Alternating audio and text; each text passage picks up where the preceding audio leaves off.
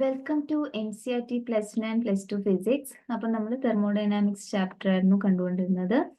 അപ്പൊ ലാസ്റ്റ് വീഡിയോയിൽ നമ്മൾ ഡിസ്കസ് ചെയ്തത് ഒരു ബോഡിയുടെ ടെമ്പറേച്ചറിനെ കുറിച്ച് പറഞ്ഞു. അപ്പോൾ നമ്മൾ എന്താ പറഞ്ഞ ടെമ്പറേച്ചർ എന്ന് പറയുന്നതിന്റെ ഇന്റേണൽ എനർജി ആയിട്ട് റിലേറ്റഡ് ആണ്. നമ്മൾ ഇന്റേണൽ എനർജി എന്ന് പറയുന്ന കൺസെപ്റ്റ് ഇന്ന് കാണാൻ പോകുന്നേ ഉള്ളൂ. പക്ഷെ നമ്മൾ ഒരു ബുള്ളറ്റിന്റെ കേസ് പറഞ്ഞു, bullet which is fired from A gun. അപ്പൊ അതൊരിക്കലും അതിന്റെ സ്പീഡ് കാരണം ഒരിക്കലും അത് ഹൈ ടെമ്പറേച്ചറിൽ നിൽക്കുന്നില്ല. അതിന്റെ ടെമ്പറേച്ചർ എന്ന് പറയുന്നത് അതിന്റെ ഉള്ളിലുള്ള മോളിക്യൂൾസിന്റെ മൂവ്മെന്റ് കാരണമാണ് എന്നുള്ള തരത്തിൽ നമ്മൾ പറഞ്ഞിരുന്നു. അപ്പൊ ഇന്റേണൽ എനർജി കൺസെപ്റ്റ് നമ്മൾ ഇന്ന് നോക്കും. പിന്നെ നമ്മൾ ഇന്നലെ ലാസ്റ്റ് വീഡിയോയിൽ കണ്ടത് ഇക്വിലിബ്രിയം പറഞ്ഞിരുന്നു. അപ്പോഴത്തേക്കും തെർമോഡൈനാമിക്സിലെ ഇക്വിലിബ്രിയം എന്ന് പറയുന്നത് അതിന്റെ മാക്രോസ്കോപ്പിക് വേരിയബിൾസ് സമയത്തിനനുസരിച്ച് മാറുന്നില്ലെങ്കിലാണ് നമ്മൾ പറയുന്നത് ആ ഒരു എന്താണ് system is in thermal equilibrium എന്ന് നമ്മൾ പറയുന്നത്. അൺലൈക്ക് മെക്കാനിക്സിലെ പോലെ, മെക്കാനിക്സിൽ നമ്മൾ ഇക്വിലിബ്രിയം എന്ന് പറയുമ്പോഴത്തേക്കും ഫോഴ്സും ടോർക്കും 0 ആവുന്ന കേസായിരുന്നു. പക്ഷെ ഇവിടെ അതല്ല. ഒരു തെർമോഡൈനാമിക് സ്റ്റേറ്റിനെ ഡിസ്ക്രൈബ് ചെയ്യുന്ന മാക്രോസ്കോപ്പിക് വേരിയബിൾസ് സമയത്തിനനുസരിച്ച് മാറുന്നില്ലെങ്കിലാണ് നമ്മൾ പറയുക that is in thermodynamic equilibrium എന്ന് പറഞ്ഞിരുന്നു. ഓക്കെ, സോ അപ്പൊ നമുക്ക് ഇന്ന് നമ്മുടെ നെക്സ്റ്റ് സെക്ഷൻ ആയ 12.3 that is the zeroth law of thermodynamics. Zeroth law of thermodynamics ഇതാണ് നമ്മൾ നോക്കാൻ പോകുന്നത്. ഇത് നമുക്ക് നോക്കാം ആദ്യം. This is your section. So നമ്മളിപ്പം രണ്ട് സിസ്റ്റംസ് എടുക്കുകയാണ്. ഓക്കെ, രണ്ട് സിസ്റ്റംസ് എടുക്കുന്നു. That is A and B. A എന്നും ബി എന്നുള്ള രണ്ട് സിസ്റ്റം എടുക്കുന്നു. We have two systems A and B. ഇതിൻ്റെ ഇടയ്ക്ക് ഒരു വോൾ ഉണ്ട്. എക്കും ബിക്കും ഇടയിൽ ഒരു വോള്. ആ വോൾ എന്ന് പറയുന്നത് അഡേബാറ്റിക് ആണെന്ന് വിചാരിക്കാം. Okay, this wall is adiabatic. ഇത് അഡേബാറ്റിക് വോൾ ആണെന്ന് വിചാരിക്കുക. അഡേബാറ്റിക് വോൾ എന്ന് പറയുമ്പോൾ എയും ബിയിലും തമ്മിലുള്ള ഹീറ്റ് ട്രാൻസ്ഫറൻസ് സാധ്യമാകുന്നില്ല. ഓക്കെ, അങ്ങനെ ഒരു വോൾ വെച്ചിരിക്കുകയാണ്. എന്നാൽ ഇതിന്റെ മേലിൽ, ഈ രണ്ട് സിസ്റ്റത്തിന്റെ മേലെയായിട്ട്, ഇപ്പം ഈ എയും ബി എന്ന് പറയുന്നത് രണ്ട് ഗ്യാസ് ആണ്. ഓക്കെ, സിസ്റ്റംസ് നമ്മളിപ്പോ ഉദ്ദേശിക്കുന്നത് ഏതെങ്കിലും ഗ്യാസുകളായിരിക്കും സിസ്റ്റം എന്ന് പറയുന്നത്. സറൗണ്ടിങ്സ് എന്ന് വെച്ച് കഴിഞ്ഞാൽ സിസ്റ്റം ഒഴികെ ബാക്കിയുള്ളതിനെല്ലാം അത് അതിന്റെ സറൗണ്ടിങ്സ് ആയിട്ട് കൂട്ടും. ഓക്കെ, സോ എയും ബി എന്ന് വെച്ചാൽ രണ്ട് ഗ്യാസസ് ആണ്. Okay, that is our system. എയും ബി എന്ന് പറഞ്ഞ രണ്ട് ഗ്യാസസ് ആണ്, അതാണ് നമ്മുടെ സിസ്റ്റം. സോ അപ്പം ഈ രണ്ട് സിസ്റ്റത്തിന് മേലെയായിട്ട് we have here a conducting wall. Okay, ഇവിടെ നമുക്കൊരു കണ്ടക്ടിങ് വോൾ ഉണ്ട്. അതായത് ഹീറ്റ് ട്രാൻസ്ഫറൻസ് അലോ ചെയ്യുന്ന ഒരു വോള്. എയിലും ബിയിലും ഒക്കെ ഹീറ്റ് ഈ മേലേക്കും താഴേക്കും പോകാൻ ചാൻസ് ഉണ്ട്. അത് ഇവിടേക്കും ഈ ഹീറ്റ് ട്രാൻസ്ഫറൻസ് നടക്കാൻ സാധിക്കും. ഓക്കെ, അത് ഹീറ്റ് ട്രാൻസ്ഫർ ചെയ്യാൻ പറ്റുന്ന ഒരു വോളിന്റെ മേളില് എന്ത് വെച്ചിരിക്കുകയാണ്, ഒരു മൂന്നാമതൊരു സിസ്റ്റം കൂടി വെച്ചിരിക്കുകയാണ്. Okay, we have at another system. C എന്ന് പറയുന്ന മറ്റൊരു ഗ്യാസ് ഇതിന്റെ മേളിൽ വെച്ചിരിക്കുകയാണ്. സോ അത് സെപ്പറേറ്റഡ് ആവുന്നത് ഒരു കണ്ടക്ടിങ് വോൾ വഴിയാണ്. സിയും ബിയും സെപ്പറേറ്റഡ് ആയിരിക്കുന്നത്. ഓക്കെ, അപ്പം ഇങ്ങനെ ഒരു കാര്യത്തിൽ എന്ത് സംഭവിക്കും എന്ന് വെച്ച് കഴിഞ്ഞാൽ, സപ്പോസ് ഇപ്പം എയുടെ ഇനീഷ്യൽ പ്രഷർ പി എയും ഇനീഷ്യൽ വോളിയം വി എ ആണെന്ന് വിചാരിക്കാം. ആൻഡ് ബിയുടെ പി ബിയും ഇതിന്റെ വി ബിയും ആണ് വിചാരിക്കാം. ആൻഡ് ഇത് പി സിയും ഇതിന്റെ വോളിയം വി സിയും ആണെന്ന് വിചാരിക്കാം. അപ്പം ഇതിന്റെ ഇങ്ങനെയാണെങ്കിൽ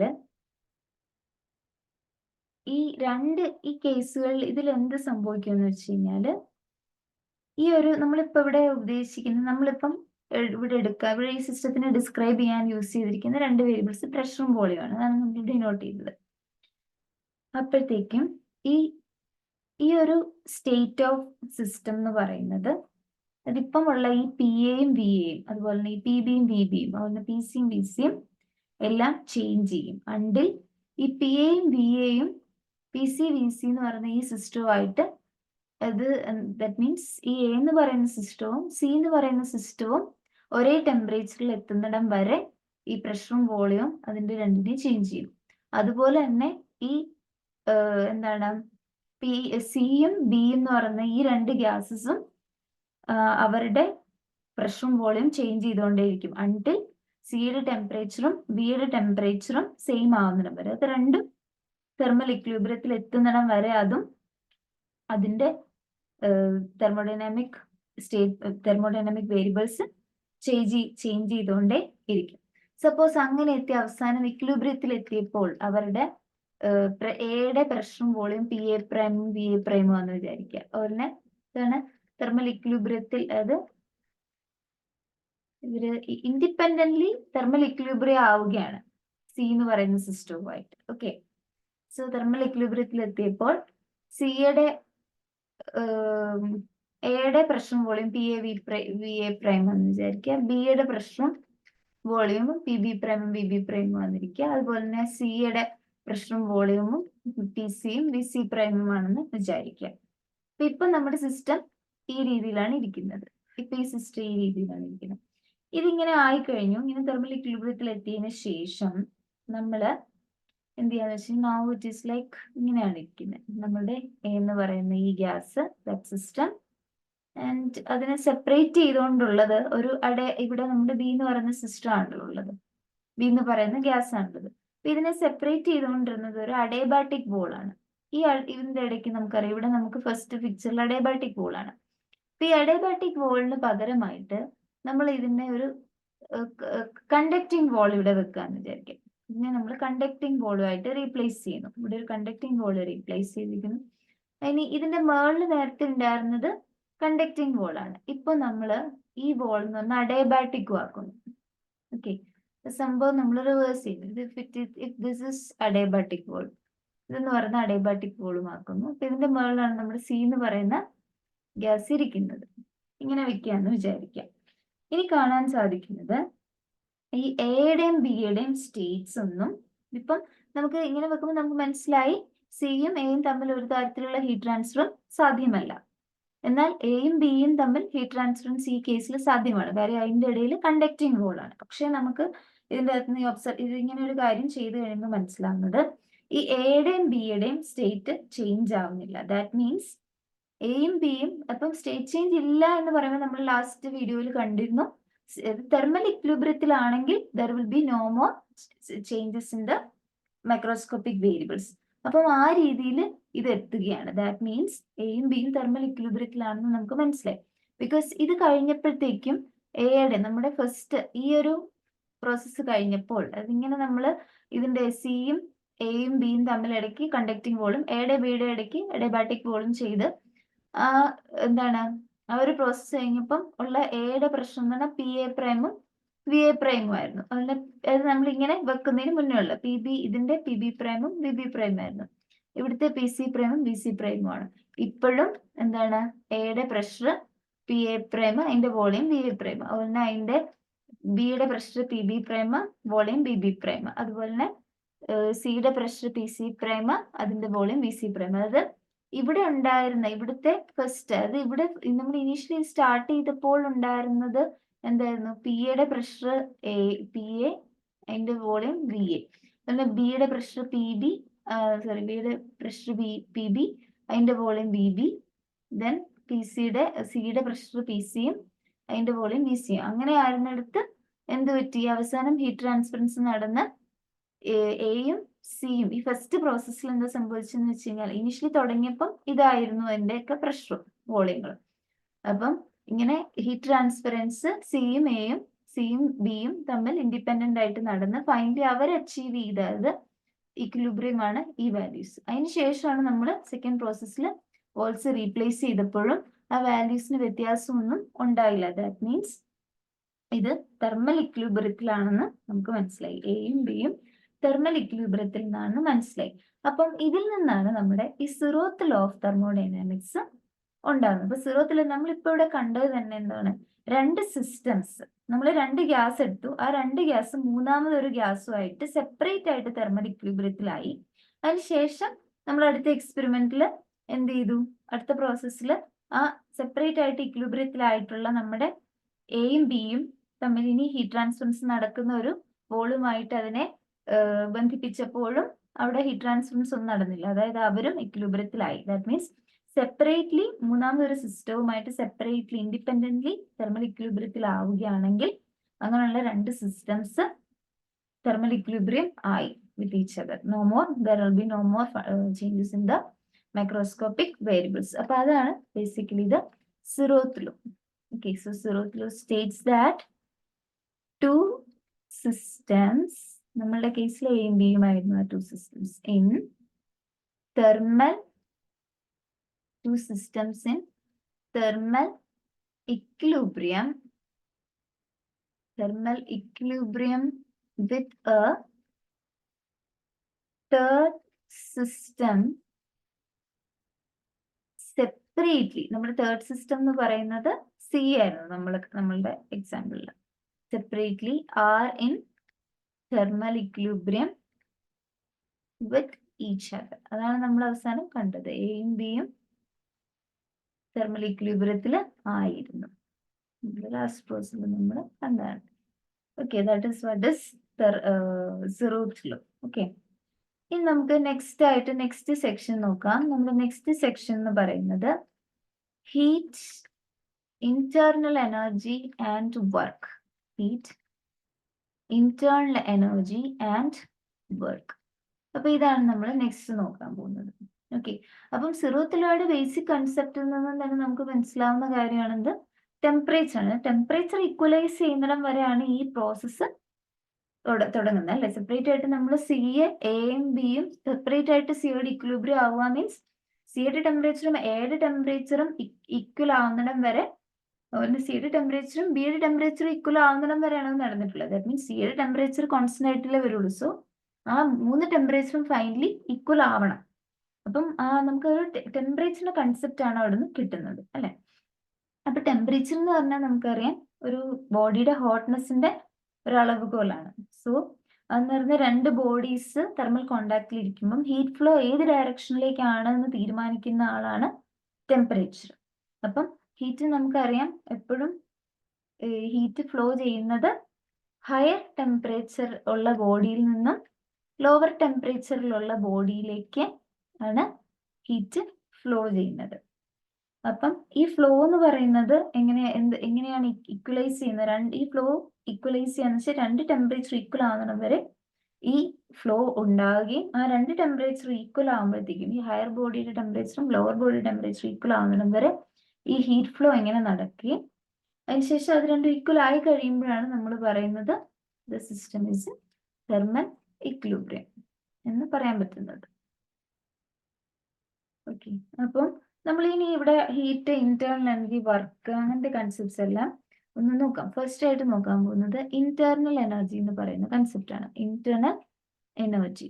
ഓക്കെ, സോ നമുക്കറിയാം ഒരു ബൾക്ക് സിസ്റ്റം, ഒരു വലിയ സിസ്റ്റത്തിൻ്റെ അകത്ത് ഒരുപാട് മോളിക്യൂൾസ് ഉണ്ടാവും. അപ്പം ഇന്റേർണൽ എനർജി എന്ന് പറയുന്നത്, ഇന്റേർണൽ എനർജി ഡിനോട്ട് ചെയ്യുന്നത് യു വെച്ചിട്ടാണ്. U is internal energy denoted by U. ഇപ്പൊ ഇന്റേർണൽ എനർജി എന്ന് പറയുന്നത് ഈ മോളിക്യൂൾസിന്റെ എല്ലാം കൈനറ്റിക് എനർജിയും പൊട്ടൻഷ്യൽ എനർജിയുടെയും കൂടി സമ്മേഷൻ ആണ്. അത് മോളിക്യൂൾസ്, ഈ ഒരു ഗ്യാസിൻ്റെ അകത്ത് കുറേ മോളിക്യൂൾസ് ഉണ്ടല്ലോ, അപ്പൊ ആ മോളിക്യൂൾസിന്റെ എല്ലാം കൈനറ്റിക് എനർജിയുടെയും പൊട്ടൻഷ്യൽ എനർജിയും കൂടി സമ്മേഷൻ ആണ് ഇന്റേർണൽ എനർജി എന്ന് പറയുന്നത്. ഓക്കെ, അപ്പം നമ്മൾ നേരത്തെ ബുള്ളറ്റിന്റെ ഒരു കേസ് നമ്മൾ പറഞ്ഞു. അപ്പൊ നമ്മൾ പറഞ്ഞു ബുള്ളറ്റ് നല്ല സ്പീഡിൽ പോയി കഴിഞ്ഞാൽ ആ ബുള്ളറ്റിന്റെ ടെമ്പറേച്ചർ കൂടും എന്ന് നമുക്ക് പറയാൻ പറ്റത്തില്ല. ബിക്കോസ് ടെമ്പറേച്ചർ എന്ന് പറയുന്നത് അതിന്റെ ഇന്റേർണൽ ആയിട്ടുള്ള മോഷന്റെ ഭാഗമാണെന്ന് പറഞ്ഞു. അപ്പം നമ്മൾ ഇവിടെ എടുക്കുന്ന kinetic energy, internal energy means totally inside the system. Okay, അപ്പൊ അതിന്റെ പുറത്തെ ഉള്ള എനർജിയെ നമ്മളിവിടെ മെൻഷൻ ചെയ്യുന്നില്ല, ജസ്റ്റ് മോളിക്യൂൾസിന്റെ അത് ഉള്ളിലുള്ള മോളിക്യൂൾസിന്റെ മാത്രം. ഓക്കെ, ഉള്ളിലുള്ള മോളിക്യൂൾസിന്റെ ഇതിനെ ഡീൽ ചെയ്യുന്ന സംഭവമാണ് ഇന്റേർണൽ എനർജി. അല്ലാണ്ട് അതിന്റെ പുറത്തുള്ള മോഷനെ അല്ല പറയുന്നത്. Okay, kinetic energy, potential energy, ഇത് ഉള്ളിലുള്ള മോളിക്യൂൾസിന്റെ. അപ്പം ഇന്റേർണൽ എനർജി എന്ന് പറയുന്നത് ഈ മോളിക്കുലർ കൈനറ്റിക് എനർജിയുടെയും പൊട്ടൻഷ്യൽ എനർജിയുടെയും സമ്മേഷനാണ്. ഓക്കെ, അപ്പം നമ്മൾ അതിനെ പുറത്തെ ആ ഒരു സിസ്റ്റത്തിന്റെ പുറത്തെ മോഷനെ ഇവിടെ ബന്ധമാവുന്നില്ല. ഓക്കെ, അതായത് നമ്മുടെ ഈ മോളിക്യൂൾസിന്റെ എത്രമാത്രം ഡിസോർഡർ ആയിട്ട് മോളിക്യൂൾസ് ഇരിക്കുന്നു അതിനെയൊക്കെ മാത്രമേ അത് ഡിപ്പെൻഡ് ചെയ്യുന്നുള്ളൂ. ഇറ്റ് ഈസ് ജസ്റ്റ് എന്താണ് അത് ഇവിടെ ബേസിക്കലി നമുക്ക് വരുന്നത് ഒരു മൈക്രോസ്കോപ്പിക് പിക്ചർ തന്നെയാണ്. ഓക്കെ, മൈക്രോസ്കോപ്പിക്കലി ആയിട്ടുള്ള ആ ഒരു കാര്യമാണ് ആക്ച്വലി ഇവിടെ നമ്മൾ ഡീൽ ചെയ്യുന്നത്, കൈനറ്റിക് എനർജി പൊട്ടൻഷ്യൽ എനർജി മോളിക്യൂൾസിന്റെ. Okay, but remember internal energy എന്ന് പറയുന്നത് ഒരു മാക്രോസ്കോപ്പിക് വേരിയബിൾ ആണ്, ബിക്കോസ് ഒരു ഹ്യൂജ് നമ്പർ ഓഫ് പാർട്ടിക്കിൾസിന്റെ കാര്യമാണ് ഇവിടെ ഡീൽ ചെയ്യുന്നത്. അതുകൊണ്ട് തന്നെ this is a macroscopic variable. Okay, നമ്മൾ മോളിക്കുലർ പിക്ചർ എടുക്കുന്നുണ്ടെങ്കിലും this is a remember U is a macroscopic variable of the system. Microscopic variable ആണ്, because large number of particles അവിടെ ഇൻവോൾവ് ആണ്. അതുകൊണ്ട് ഇത് മാക്രോസ്കോപ്പിക് വേരിയബിൾ ആയിട്ടാണ് കൺസിഡർ ചെയ്യുന്നത്. അല്ലാണ്ട് കൂടുതൽ മോളിക്കുലർ പിക്ചറിലേക്ക് അങ്ങനെ കൂടുതൽ നമ്മളത് എടുക്കുന്നുണ്ടെങ്കിലും this is a macroscopic variable, അങ്ങനെ അത് റിമെമ്പർ ചെയ്യുക. Okay, and one more thing എന്ന് പറയുന്നത്, പിന്നെ ഈ ഒരു ഇന്റേണൽ എനർജി എന്ന് പറയുന്നത് it depends on the state of the system. ഇത് കുറച്ചും കൂടി ഇനി വേറൊരു സെക്ഷനും കൂടി നമുക്ക് കാണാനുണ്ട്, അപ്പോൾ ഇത് കുറച്ചും കൂടി ക്ലിയർ ആവും. അതായത് ഇതിന്റെ അർത്ഥം എന്താന്ന് വെച്ച് കഴിഞ്ഞാല് ഈ സിസ്റ്റം എങ്ങനെ ചേഞ്ച് ആവുന്നു. അതിപ്പം ഗ്യാസിൽ തന്നെ ഇപ്പം ഒരു പ്രഷറും അതിന്റെ വോളിയവും എല്ലാം അവസാനം ചേഞ്ച് ചെയ്ത് അത് വേറൊരു പുതിയൊരു സ്റ്റേറ്റിലേക്ക് എത്തുമ്പം എന്താണ്, ഇങ്ങനെ ഈ വന്ന ആ വഴി അതിനെ അത് ഡിപ്പെൻഡ് ചെയ്യുന്നില്ല. ഫൈനൽ സ്റ്റേറ്റ് എങ്ങനെയാണ്, ഇനീഷ്യലി അതെങ്ങനെയായിരുന്നു, അതിനെ മാത്രമേ അത് ഡിപ്പെൻഡ് ചെയ്യുന്നുള്ളൂ. ഓക്കെ, സോ ആ ഒരു സ്റ്റേറ്റിനെ മാത്രമേ ഡിപ്പെൻഡ് ചെയ്യുന്നുള്ളൂ, എങ്ങനെ ആ സ്റ്റേറ്റിൽ എത്തി എന്നുള്ളത് ഡിപ്പെൻഡ് ചെയ്യുന്നില്ല.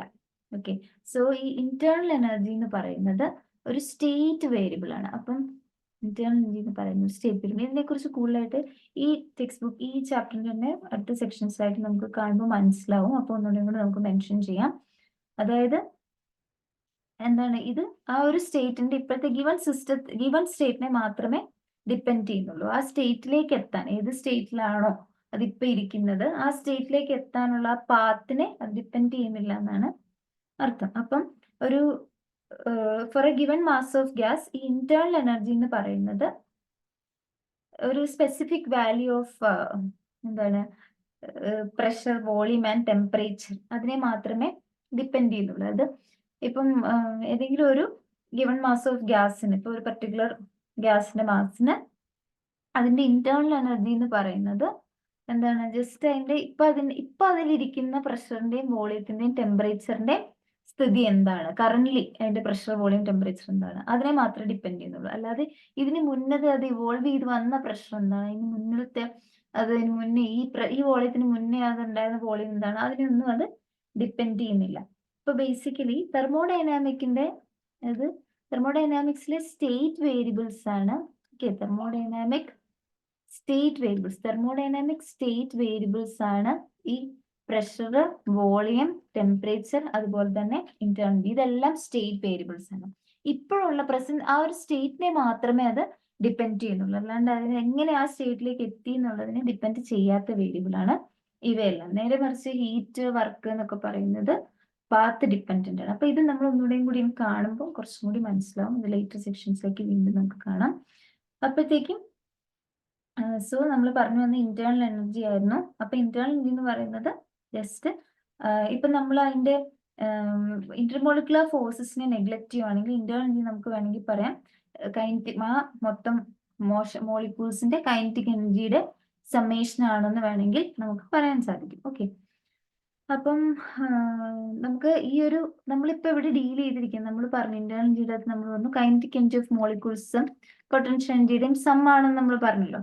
അപ്പൊ ഈ കൈനറ്റിക് എനർജി എന്ന് പറയുന്നത് മോളിക്യൂൾസിന് ഉണ്ടാവുന്ന മോഷൻ എന്ന് പറയുന്നത് it is not only translation. Okay, translation motion മാത്രമല്ല മോളിക്യൂൾസിന് ഉണ്ടാവുന്നത്. മോളിക്യൂൾസിന് റൊട്ടേഷണൽ മോഷൻ ഉണ്ട്, അതുപോലെ തന്നെ വൈബ്രേഷണൽ മോഷൻ ഉണ്ട്. അപ്പം ഈ rotational motion, translation motion, vibrational motion അതിന്റെ എല്ലാം കൂടെ ഉണ്ടാകുന്ന കൈനറ്റിക് എനർജിയുടെ സമ്മേഷൻ ആണ് ഈ ഇന്റേണൽ എനർജിയിൽ വരിക. ഓക്കെ, അപ്പൊ ഇതിനെക്കുറിച്ച് കൂടുതലായിട്ട് നെക്സ്റ്റ് ചാപ്റ്ററിൽ നമുക്ക് പഠിക്കാനുണ്ട്. അപ്പം ഇവിടെ നമ്മളിപ്പം പറഞ്ഞല്ലോ നമ്മുടെ ഇന്റേണലിനെ കുറിച്ച് പറഞ്ഞുകൊണ്ടിരിക്കുകയാണ്. അപ്പം ഇതിന്റെ ഒരു എക്സാമ്പിൾ ആയിട്ട് ടെക്സ്റ്റിൽ കാണിച്ചിരിക്കുന്നതാണ്. സി ഇവിടെ ഇതൊരു ബോക്സില് എന്താണ്, ഒരു box, here we have A box at rest. ഇതൊരു പെട്ടിയാണ്. ഓക്കെ, ഒരു ബോക്സ് അറ്റ് റെസ്റ്റ്, അനങ്ങാതെ ഇങ്ങനെ സ്റ്റേഷനറി ആയിട്ട് ആ പെട്ടി ഇരിക്കുകയാണ്. അതിൻ്റെ അകത്ത് കുറേ മോളിക്യൂൾസ് ഉണ്ട്. ഓക്കെ, ഈ മോളിക്യൂൾസിനെയാണ് അവിടെ ബ്ലാക്ക് സ്പോട്ട്സ് ആയിട്ട് ഇവിടെ കാണിച്ചിരിക്കുന്നത്. അപ്പം ഇതിന്റെ ഈ സിസ്റ്റത്തിന്റെ ഇന്റേണലി ഈ ഫസ്റ്റ് പിക്ചർ ആണ് കേട്ടോ. ഫസ്റ്റ് പിക്ചറിന്റെ ഇന്റേണൽ എനർജി എന്ന് പറയുന്നത് എന്താണ്? It's a sum of kinetic energy plus potential energy. നമ്മൾ പറഞ്ഞ പോലെ kinetic energy plus potential energy. And that kinetic energy, ഇതിൻ്റെ അകത്ത് ഈ മെൻഷൻ ചെയ്തിരിക്കുന്ന ഈ കൈനറ്റിക് എനർജി എന്ന് പറയുന്നത് ഈ തന്നിരിക്കുന്ന ഓരോ മോളിക്യൂൾസിന്റെ ട്രാൻസ്ലേഷൻ മോഷൻ, അതുപോലെ തന്നെ അതിന്റെ റൊട്ടേഷണൽ മോഷൻ, അതുപോലെ തന്നെ അതിന്റെ വൈബ്രേഷൻ മോഷൻ എല്ലാം കൂടി കാരണമാണ്. ഇനി നെക്സ്റ്റ് പിക്ചർ നോക്കുക. നെക്സ്റ്റ് പിക്ചർ എന്ന് പറയുമ്പോഴത്തേക്കും ഈ ബോക്സ്, ഈ ബോക്സ് ഇങ്ങനെ മൂവ് ചെയ്യാണ്. ഓക്കെ, ഈ ബോക്സ് ഇങ്ങനെ മൂവ് ചെയ്യാണ്. ദാറ്റ് മീൻസ് ഇവിടെ ഈ പിക്ചർ എന്ന് പറയുന്നത് ബോക്സ് റെസ്റ്റിലാണ്. ഓക്കെ, ഇവിടെ നമ്മുടെ ബോക്സ് ഇസ് മൂവിങ്, അതായത് അതിന്റെ പുറത്തെ ബോക്സിന്റെ അകത്താണ് നമ്മുടെ മോളിക്യൂൾസ് ഇരിക്കുന്നത്. അപ്പൊ ഈ ബോക്സ് മൂവ് ചെയ്യാണ്. ബട്ട് ഓക്കെ, കൈനറ്റിക്, അപ്പം ഈ ഒരു ഈ box moving with some velocity എന്ന് വിചാരിക്കാം. എന്തെങ്കിലും ഒരു വെലോസിറ്റിയിൽ ആ ബോക്സ് മൂവ് ചെയ്യുവാണെങ്കിൽ ആ box move, if the box is moving with some velocity V, ഇപ്പം ബോക്സ് മൂവ് ചെയ്യുന്നതിന്റെ വെലോസിറ്റി വി ആണെന്ന് വിചാരിക്കാം. അപ്പം നമ്മൾ പറഞ്ഞത് നമ്മുടെ ഇന്റേർണൽ എനർജി എന്ന് പറയുന്നത് എന്താണ്? Kinetic energy plus potential energy. അപ്പം ഇവിടെ മെൻഷൻ ചെയ്തിരിക്കുന്ന ഈ കൈനറ്റിക് എനർജി എന്ന് പറയുന്നത് it is just the kinetic energy of molecules. Okay, kinetic മോളിക്യൂൾസിന്റെ കൈനറ്റിക് എനർജിയാണ്. അല്ലാതെ അപ്പം അവിടെ നമുക്ക് ഈ ബോക്സിന്റെ വെലോസിറ്റി നമുക്ക് ഇവിടെ എടുക്കേണ്ട കാര്യമില്ല. ഈ ബോക്സ് മൂവ് ചെയ്യുന്നതിന്റെ വെലോസിറ്റി, അത് ബോക്സ് മൂവ് ചെയ്യുന്നത് കൊണ്ടുള്ള ആ പുറമേ ഉള്ള കൈനറ്റിക് എനർജി അല്ല നമ്മുടെ ഇന്റേണൽ എനർജി. ഓക്കെ, ഇന്റേണൽ എനർജിയിൽ ഉണ്ടാകുന്ന മോളിക്യൂൾസിന്റെ കൈനറ്റിക് എനർജി. ബോക്സ് മൂവ് ചെയ്താലും ബോക്സ് മൂവ് ചെയ്തില്ലെങ്കിലും internal energy is same. Okay, because kinetic energy, ഈ ബോക്സിന്റെ കൈനറ്റിക് എനർജിക്ക് അവിടെ പ്രാധാന്യമില്ല. ബോക്സിന്റെ കൈനറ്റിക് എനർജി എടുക്കത്തില്ല. ഇന്റേണൽ എനർജി ടോട്ടലി മൈക്രോസ്കോപ്പിക് ആയിട്ടുള്ള പിക്ചറിൽ നിന്നുള്ള ഒരു കാര്യമാണ് നമ്മളിവിടെ ഇതിനുള്ളിൽ കൺസിഡർ ചെയ്യുന്നത്. അല്ലാതെ ബോക്സ് ഏത് മോഷനിൽ മൂവ് ചെയ്യുന്നു, ബോക്സ് വി വെലോസിറ്റി ട്രാവൽ ചെയ്യാണ്, അതിന്റെ കൈനറ്റിക് എനർജിയും കൂടെ ഈ ഇന്റേണൽ എനർജിയിൽ വരില്ല. ദാറ്റ് ഇസ് ഈ ഇന്റേണൽ എനർജി എന്ന് പറയുന്നത് ഉൾപ്പെടുന്ന ആ കൈനറ്റിക് എനർജി എന്ന് പറഞ്ഞാൽ മോളിക്യൂൾസിനെയാണ്. ബോക്സ് മൂവ് ചെയ്താലും ഇല്ലെങ്കിലും ഒക്കെ അതിനൊരു ബന്ധവും ഇല്ല. അത് കാണിക്കാൻ വേണ്ടിയിട്ടാണ് ഈ പിക്ചർ കാണിച്ചിരിക്കുന്നത്. അപ്പം ഇനി നെക്സ്റ്റ് ആയിട്ട് പറഞ്ഞിരിക്കുന്നത് നമുക്ക് ഈ ഇന്റേണൽ എനർജി, ഒരു സിസ്റ്റത്തിന്റെ ഇന്റേണൽ എനർജി എങ്ങനെ മാറ്റാം. ഓക്കെ, ഈ ഇന്റേണൽ എനർജി എന്ന് പറയുന്നത് ഒരു സിസ്റ്റത്തിന്റെ ഇന്റേണൽ എനർജിയെ എങ്ങനെ മാറ്റാം എന്നുള്ളതാണ് ചോദിച്ചിരിക്കുന്നത്. അപ്പൊ അതിന് വേണ്ടിയിട്ട് ഇവിടെ കാണിച്ചിരിക്കുന്നതെന്ന് വെച്ച് കഴിഞ്ഞാൽ ഒരു സിലിണ്ടറിന്റെ അകത്ത് കുറച്ച് ഗ്യാസ് എടുത്തിരിക്കുകയാണ്. ഓക്കെ, ഒരു കണ്ടു ഇവിടെ ഇങ്ങനെ ഇതിന്റെ അകത്ത് ഇവിടെയാണ് നമ്മുടെ ഗ്യാസ് കാണിച്ചിരിക്കുന്നത്. ഈ ബ്ലാക്ക് സ്പോട്ട്സ് ആയിട്ട് കാണിച്ചിരിക്കുന്നത് ഗ്യാസ് മോളിക്യൂൾസ് ആണ്. ഓക്കെ, ഇപ്പൊ ഗ്യാസ് എടുത്തിരിക്കുകയാണ്. അതിൻ്റെ അകത്തൊരു മൂവബിൾ പിസ്റ്റൺ അറ്റാച്ച്ഡ് ആണ്. Okay, you can see A movable piston attached, move ചെയ്യാൻ പിസ്റ്റണും കൂടി അറ്റാച്ച് ചെയ്തിട്ടുണ്ട്. അപ്പം എക്സ്പെരിമെന്റിൽ നിന്ന് മനസ്സിലായത് ഈ ഇന്റേണൽ എനർജി, അത് ഒരു ഗ്യാസിന്റെ സ്റ്റേറ്റ് ചേഞ്ച് ചെയ്യാനായിട്ട്. ഓക്കെ, ബിക്കോസ് ഇപ്പം സ്റ്റേറ്റ് ഓഫ് ഗ്യാസ് ചേഞ്ച് ചെയ്യാന്ന് പറഞ്ഞാൽ എന്താ? സ്റ്റേറ്റ് ഓഫ് ഗ്യാസ് എന്ന് പറയുന്നതിന് ഡിസ്ക്രൈബ് ചെയ്യുന്ന ക്വാണ്ടിറ്റീസ് ആണ് നമ്മുടെ പ്രഷർ, വോളിയം, ടെമ്പറേച്ചർ, അതുപോലെ ഇന്റേണൽ എനർജി. അപ്പം ഒരു ഗ്യാസിന്റെ സ്റ്റേറ്റ് നമുക്ക് ചേഞ്ച് ചെയ്യുക മീൻസ് അതിന്റെ ഡെഫിനറ്റ്ലി അതിന്റെ ഇന്റേണൽ എനർജി ഒപ്പം മാറും. ഓക്കെ, അപ്പം എക്സ്പീരിയൻസ് ഷോ ചെയ്തിരിക്കുന്ന രണ്ട് വിധത്തിലാണ് നമുക്ക് ഒരു ഗ്യാസിന്റെ സ്റ്റേറ്റ് മാറ്റാൻ സാധിക്കുന്നത്. അതിന്റെ ആദ്യത്തെ കാര്യം എന്താണെന്ന് വെച്ച് കഴിഞ്ഞാൽ ഈ ഗ്യാസിന്റെ അടുത്ത് ഏതെങ്കിലും ഒരു ബോഡി വെക്കാം. ഓക്കെ, അപ്പം ഈ സിലിണ്ടറിന്റെ അടുത്ത്, ഇതാണ് നമ്മുടെ സിലിണ്ടർ. ഈ സിലിണ്ടറിന്റെ അടുത്തായിട്ട് ഇതിന്റെ അകത്ത് ഗ്യാസിനെക്കാട്ടി ടെമ്പറേച്ചർ കൂടുതലുള്ള ഒരു വസ്തു ഇതിൽ കോണ്ടാക്ട് ആയിട്ട് വെക്കുക. കണ്ടോ, ഇവിടെ ഒരു ഫ്ലെയിം എന്തോ വെച്ചിരിക്കുകയാണ്. അപ്പം അതിനെന്താണ്, ഗ്യാസിനെക്കാട്ടി ടെമ്പറേച്ചർ കൂടുതലാണ്. അപ്പൊ എന്ത് സംഭവിക്കും? ഇവിടെ ഇതിന്റെ അകത്ത് ടെമ്പറേച്ചർ കുറവും ഇതിന് ടെമ്പറേച്ചർ കൂടുതലുമാണ്. അപ്പം ഒബ്വിയസ്ലി എന്ത് സംഭവിക്കും? ഹീറ്റ് എന്ന് പറയുന്നത് ഇങ്ങോട്ട് ഫ്ലോ ചെയ്യാൻ തുടങ്ങും. ഹയർ ടെമ്പറേച്ചറിന് ലോ ടെമ്പറേച്ചറിലേക്ക് ഫ്ലോ ചെയ്യാൻ തുടങ്ങും. അപ്പൊ അതിന്റെ അർത്ഥം one mode of changing state of a system അഥവാ നമ്മുടെ ഇന്റേണൽ എനർജി എന്ന് പറയുന്നത് is heat. Okay, is to apply heat. അപ്പം ഹീറ്റ് എന്ന് പറയുന്നതാണ് ഒരു മോഡ് ഓഫ് എനർജി ട്രാൻസ്ഫർ ആണ്. ഹീറ്റ് എന്ന് പറയുന്നത് it is a mode of energy transfer. ഒരു എനർജി ട്രാൻസ്ഫർ ചെയ്യാനായിട്ടുള്ള ഒരു മോഡാണ് ഹീറ്റ്. ഓക്കെ, അപ്പം എന്ത് സംഭവിക്കും? അങ്ങനെ ഹീറ്റ് വഴി എനർജി ട്രാൻസ്ഫറൻസ് നടത്തി കഴിഞ്ഞാൽ ഇന്റേണൽ എനർജിക്ക് ചേഞ്ച് സംഭവിക്കും. ഓക്കെ, അപ്പം ഈ സിസ്റ്റം ഇവിടെ എന്താ സംഭവിക്കാന്ന് വെച്ച് കഴിഞ്ഞാൽ സിസ്റ്റവും സറൗണ്ടിങ്സും തമ്മിലുള്ള ടെമ്പറേച്ചർ ചേഞ്ച് കാരണം ഈ സറൗണ്ടിങ്സിൽ നിന്നും എന്താണ് സിസ്റ്റത്തിലേക്ക് ഹീറ്റ് പോകും. അങ്ങനെ ഹീറ്റ് പോകുമ്പോഴത്തേക്കും എന്ത് പറ്റും? ഈ ഉള്ളിലുള്ള മോളിക്യൂൾസിന്റെ കൈനറ്റിക് എനർജിക്ക് വ്യത്യാസം വരികയും സബ്സിക്വന്റ്ലി ഇന്റേണൽ എനർജിക്ക് ചേഞ്ച് വരികയും സാധിക്കും. അതാണ് ഫസ്റ്റ് മോഡ്. ഇനി അതല്ലാതെ നമ്മുടെ സെക്കൻഡ് മോഡ് എന്ന് പറയുന്നത് ഇവിടെ ഒരു പിസ്റ്റൺ അറ്റാച്ച്ഡ് ആണല്ലോ. ആ പിസ്റ്റണെ നമുക്ക് പുഷ് ചെയ്യാം. പുഷ് ചെയ്യിക്കുമ്പോൾ എന്ത് പറ്റും? ഈ പിസ്റ്റൺ ഈ പിസ്റ്റണെ നമ്മൾ പുഷ് ചെയ്യുമ്പോൾ ആ സിസ്റ്റത്തിൽ അത് വർക്ക് ചെയ്യും. അപ്പൊ അങ്ങനെ സിസ്റ്റത്തിൽ അത് വർക്ക് ചെയ്യുമ്പോഴേക്ക് ഇന്റേണൽ എനർജി കൂടും. ഓക്കെ, സോ വർക്ക് എന്ന് പറയുന്നതാണ് നമ്മുടെ രണ്ടാമത് second mode. Work is another mode of heat transfer. Heat transfer ചെയ്യാനുള്ള മറ്റൊരു മോഡാണ് വർക്ക് എന്ന് പറയുന്നത്. അപ്പം അങ്ങനെ വർക്ക് എന്ന് പറയുന്നത് എന്താണ്? വർക്ക് എന്ന് പറയുന്നത് ഒരു ഹീറ്റ് എനർജി ട്രാൻസ്ഫർ മോഡാണ്. Energy transfer mode without temperature difference. Okay, നമുക്ക് വർക്ക് എന്ന് പറയുന്നത് ഹീറ്റ് ട്രാൻസ്ഫർ ചെയ്യാൻ പറ്റുന്ന മറ്റൊരു മോഡാണ്. അതിനാണ് ടെമ്പറേച്ചർ ഡിഫറൻസിന്റെ കാര്യമില്ല. സിസ്റ്റം സറൗണ്ടിങ്സ് ഒരേ ടെമ്പറേച്ചറിലോ അല്ലെങ്കിൽ അല്ലാതിരുന്നാലോ ഒന്നും കുഴപ്പമില്ല. അത് ടെമ്പറേച്ചർ ഡിഫറൻസ് ഇല്ലാതെ തന്നെ നമുക്ക് എനർജി ട്രാൻസ്ഫർ ചെയ്യാൻ പറ്റുന്ന മറ്റൊരു മാർഗമാണ് വർക്ക്. ഇവിടെ നമ്മൾ ഈ പിസ്റ്റൺ മൂവ് ചെയ്തിട്ടാണ് വർക്ക് ചെയ്യിപ്പിക്കുക. ഓക്കെ, പിന്നെ ഇത് രണ്ടും വേണമെങ്കിൽ തിരിച്ചും വരാം. അപ്പൊ നമ്മൾ നേരത്തെ എക്സാമ്പിൾ കൊടുത്തത് സറൗണ്ടിങ്സിന്റെ ടെമ്പറേച്ചർ നമ്മൾ ഹീറ്റ് ചെയ്തു അല്ലെ. അപ്പം ഒരു ഹയർ ടെമ്പറേച്ചറുള്ള ബോഡി വെച്ചു കൊടുത്തു. അപ്പൊ എന്ത് സംഭവിച്ചു? ഹീറ്റ് ഈ സറൗണ്ടിങ്സിൽ നിന്നും സിസ്റ്റത്തിലേക്ക് വന്നു. പക്ഷെ ഇനി അല്ലാതെയും ഈ സിസ്റ്റത്തിന്റെ നമ്മൾ എടുത്തിരിക്കുന്ന ഈ ഗ്യാസിന്റെ ഇന്റേണൽ വേണമെങ്കിൽ കുറയാം. ഇപ്പൊ സറൗണ്ടിങ്സിന്റെ ടെമ്പറേച്ചർ ബോഡിയുടെ അതായത് ഗ്യാസിന്റെ ടെമ്പറേച്ചറിനെക്കാട്ടിയും കുറവായിരുന്നെങ്കിൽ ഹീറ്റ് എന്ന് പറഞ്ഞാൽ ഗ്യാസിൽ നിന്നും തിരിച്ച് സറൗണ്ടിങ്സിലേക്ക് പോയേനെ. അങ്ങനെയും വരാം. അതുപോലെ ഇവിടെ നമ്മൾ വർക്ക് എന്ന് പറയുന്നത് പിസ്റ്റൺ ഈ ഗ്യാസിൽ വർക്ക് ചെയ്തു. അതല്ലാതെ ഈ ഗ്യാസിന് വേണമെങ്കിൽ അധികം പ്രഷർ കൊണ്ട് വേണമെങ്കിൽ പിസ്റ്റനെ ഒന്ന് പുഷ് ചെയ്യാൻ സാധിക്കും. അങ്ങനെയാണെങ്കിൽ ആ സമയത്ത് ഗ്യാസ് ആയിരിക്കും സറൗണ്ടിങ്സിൽ വർക്ക് ചെയ്യുക.